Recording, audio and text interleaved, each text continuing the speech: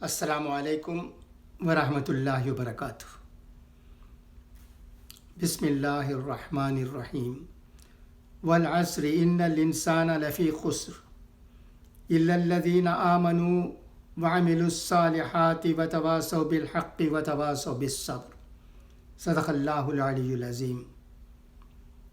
زمانے کی قسم، بے شک انسان خسارے میں ہے، سوائے ان لوگوں کے جو ایمان لائے اور انہوں نے نیک عمل کیے اور ایک دوسرے کو حق کی تلقین کی اور ایک دوسرے کو صبر کی تلقین کی۔ اب آئیے انقلاب روز نامے کی چند اہم خبریں سماعت فرمائیں۔ پارلیمنٹ کی اسٹینڈنگ کمیٹی سے ششی تھرور کو ہٹانے پر اعتراض۔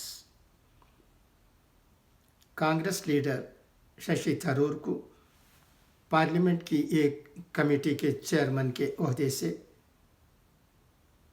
ششی تھرور کو ہٹانے کی مودی سرکار کے فیصلے پر تنقید ہو رہی ہے۔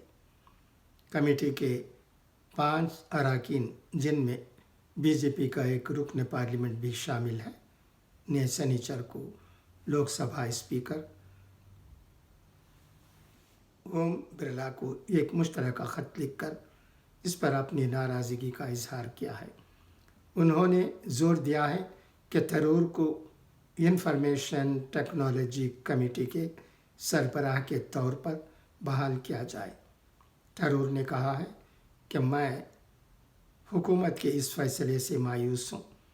اس طرح کا عدم تحمل جمہوریت کے لیے نقصان دہ ہے۔ نئی دہلی۔ گجرات فساد کے دوران بلقیس بانو اور ان کے گھر کی دیگر خواتین کی آبروریزی اور 3 سالہ بیٹی سمیت کئی افراد کے بہیمانہ قتل کے ایک مجرم اپنی اور اپنے ساتھی مجرمین کی رہائی کے حق میں سپریم کورٹ پہنچ گیا ہے۔ رادھے شیام بھگوان داس شاہ نے ایڈوکیٹ رشی ملہوترا کے توسط سے سپریم کورٹ میں پٹیشن داخل کی ہے۔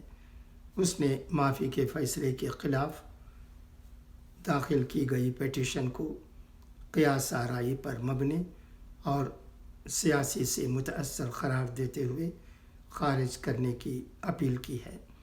شاہ نے عرضی داخل کرنے والے افراد کے اختیار کو بھی یہ کہتے ہوئے چیلنج کیا ہے کہ جو کچھ بھی کیس ہے اس سے ان کا کوئی لینا دینا نہیں ہے۔ وہ یا تو سیاسی کارکن ہیں یا پھر ان کی حیثیت کسی انجان تھرڈ پارٹی کی ہے۔ چنڈی گڑھ۔ طویل عرصے کے بعد چنڈی گڑھ انٹرنیشنل ایئرپورٹ کا نام اب شہید بھگوت سنگھ کے نام پر رکھا جائے گا۔ وزیر اعظم مودی نے اتوار کو اس کا اعلان کیا۔ عام آدمی پارٹی کی حکومت نے وزیر اعظم کے اعلان کا خیر مقدم کیا ہے۔ اس کے علاوہ کانگریس، بی جے پی اور اکالی دل وغیرہ نے بھی اس کا خیر مقدم کیا ہے۔ گزشتہ کئی برسوں سے ہریانہ اور پنجاب اس ایئرپورٹ کا نام بھگت سنگھ کے نام پر رکھنا چاہتے تھے اور دونوں اس نام پر متفق۔ نئی دہلی۔ سابق نائب وزیر اعظم آنجہانی چودھری دیوی لال کے 109ویں یوم پیدائش پر انڈین نیشنل لوک دل کے ذریعے ہریانہ کے فتح آباد کی نیو اناج منڈی میں منعقدہ سمان دیوس ریلی میں اتوار کو تیسرے محاذ کی باز گشت پوری شدت سے سنائی دی۔ اس دوران اپوزیشن لیڈروں نے اس بات پر زور دیا کہ ملک کو برباد کرنے والوں سے بچانے کے لیے تمام غیر بی جے پی پارٹیوں کا متحد ہونا اب ناگزیر ہو گیا ہے۔